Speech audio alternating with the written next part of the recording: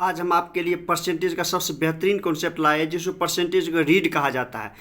ये सीखने के बाद परसेंटेज का क्वेश्चन मैक्सिमम 75% क्वेश्चन आपको इजी हो जाएगा। इस कॉन्सेप्ट को बहुत ध्यान से सीखिएगा। इस कॉन्सेप्ट में किसी तरह का प्रॉब्लम होगा तो बताइएगा। देखिए क्वेश्चन इस प्रकार से है कि किसी आयत की लंबाई में 15% कमी हुई तो चौड़ाई में कितना प्रतिशत का वृद्धि हुई कि जबकि क्षेत्रफल में कोई परिवर्तन नहीं है। इस तरह का क्वेश्चन को सबसे पहले इसका फार्मूला और सीखना जरूरी है। तो इसका बेसिक फार्मूला जो है सीखिए पहले। तो सबसे पहले हम देखिए तो यानी कि किसी का क्षेत्रफल बराबर होता है लंबाई गुने चौड़ाई। ठीक है, लंबाई गुने चौड़ाई और यानी कि लंबाई गुने चौड़ाई। इसके बाद दूसरा फार्मूला देखिए क्या होता है कि व्यय बराबर होता है यानी कि खर्च बराबर होता है कीमत गुने उपयोग यानी कि प्राइस गुने कंजम्पशन। एक्सपेंडिचर बराबर प्राइस गुने कंजम्पशन। इसके बाद तीसरा फार्मूला होता है कि काम बराबर आदमी गुने दिन। कोई काम करते हैं तो उस आदमी और दिन को गुना कर दीजिएगा तो काम के बराबर निकल जाती है। वर्क बराबर मेन गुने दिया। चौथा फार्मूला है इनकम टैक्स इनटू रेट। तो इसमें हम क्या करेंगे ध्यान दीजिएगा कि लंबाई गुने चौड़ाई बराबर क्षेत्रफल।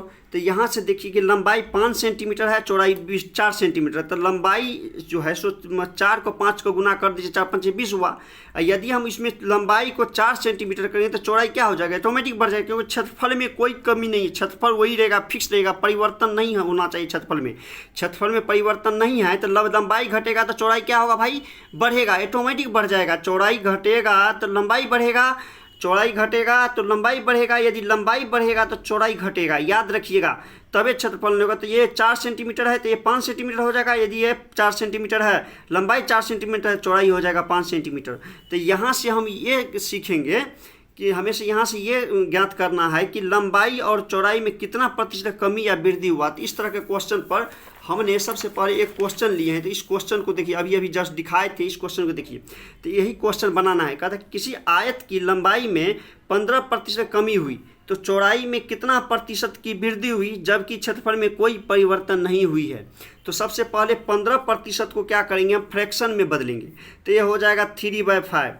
तो पहले जो लंबाई था वो पहले 20 था, उसमें -3 जो है सो कमी हो गया। तो यानी कि लंबाई पहले था 20, पहले 20 था, 3 कमी होने के बाद ये 17 हो जाएगा।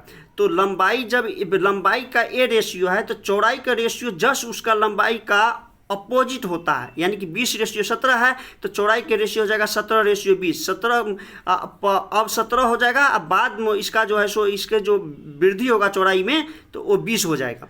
तो लंबाई के रेशियो में यदि कमी होगा तो चौड़ाई के रेशियो में ऑटोमेटिक है वृद्धि होगा। लंबाई की रेशियो में यदि कमी होगा तो चौड़ाई के रेशियो में क्या होगा, वृद्धि हो गया। तो इसीलिए लंबाई का रेशियो में 20 था, पहले 17 हो गया। तो अब चौड़ाई के रेशियो में 17 है तो वो 20 हो जाएगा। तो यानी कि लंबाई का रेशियो और चौड़ाई का रेशियो एक दूसरे को क्या होता है, अपोजिट होता है, विपरीत होता है। ध्यान दीजिएगा।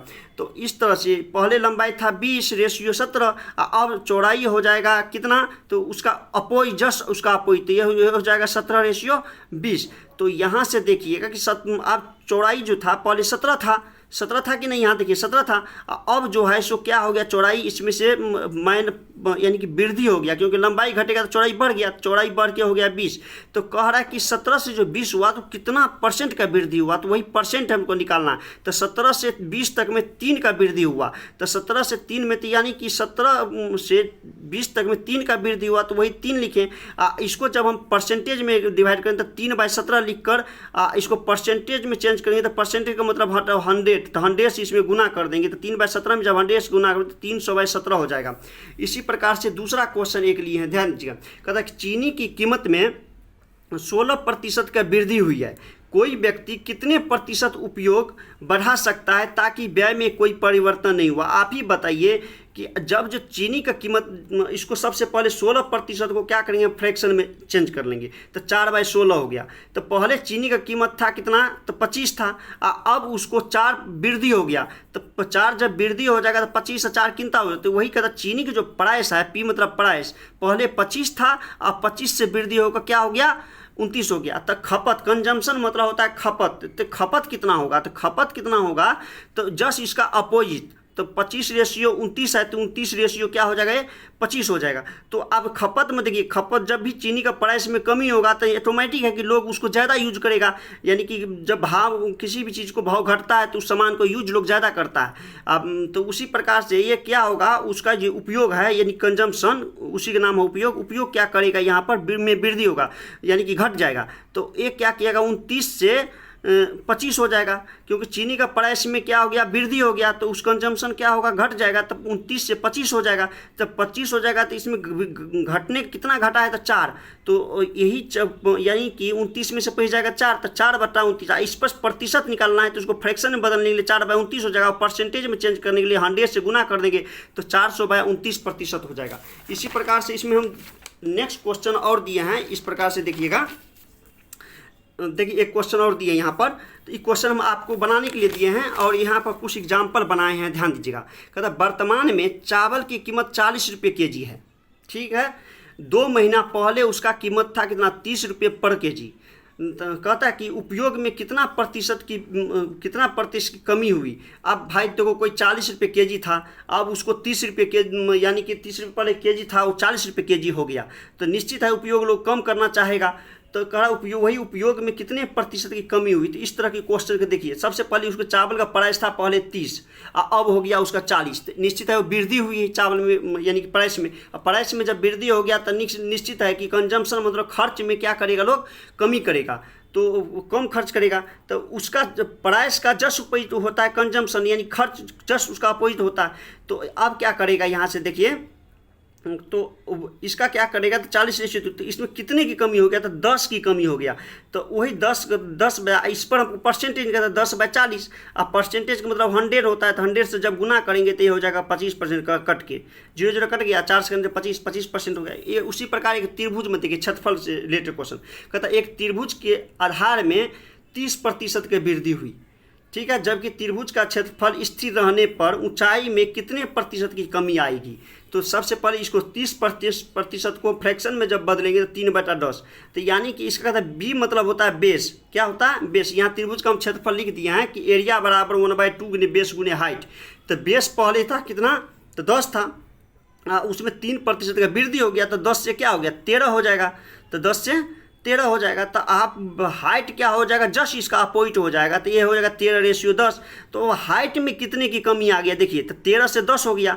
तो 13 से जब 10 हो गया तो 3 का कमी हो गया। तो इस पर परसेंटेज निकालेंगे तो 3 क्या हो जाएगा 13, और 13 हो जाएगा तो 3/13। परसेंटेज में कन्वर्ट करने 100 से गुना करेंगे तो 300/13 हो जाएगा। अब इस तरह का क्वेश्चन हम आपको 4-5 क्वेश्चन यहाँ पर दिए हैं बनाने के लिए। जैसे कहते हैं यदि तेल की कीमत में 20% की वृद्धि हो जाती है तो खपत में कितने प्रतिशत की कमी हो जाएगी, जबकि व्यय स्थिर है, यानी कि उपयोग उसका जो है ना व्यय क्या है, स्थिर है। इसके बाद कहता है पेट्रोल की मूल्य 100 रुपया से 120 रुपया प्रति लीटर हो जाता है, तो कितने प्रतिशत की कमी कितने प्रतिशत की कमी हो गया, खपत में कितने प्रतिशत की कमी हो गई, जबकि व्यय स्थिर है। इसके बाद कह रहा है कि यदि एक आयत की लंबाई में 16% की कमी हो जाए तो चौड़ाई में कितने प्रतिशत की वृद्धि होगा, जबकि क्षेत्रफल स्थिर है। इसके बाद और एक क्वेश्चन है, कहते हैं कि यदि आदमी की जनसंख्या में 28% की कमी हो गई तो दिन मतलब डे में कितने प्रतिशत की वृद्धि हुई, जबकि काम फिक्स्ड है यानी स्थिर है। तो इस तरह का क्वेश्चन को आप क्या कीजिएगा, तो बनाइएगा, और इसमें बनाने में किसी तरह का प्रॉब्लम होगा तो कमेंट में लिखिएगा। और ये वीडियो अगर आपको पसंद आए तो लाइक और सब्सक्राइब कीजिएगा, ताकि आगे का वीडियो बनाने में भी अच्छा लगेगा, और इस तरह के वीडियो हम आपको बनाकर भेजते रहेंगे। Thank you.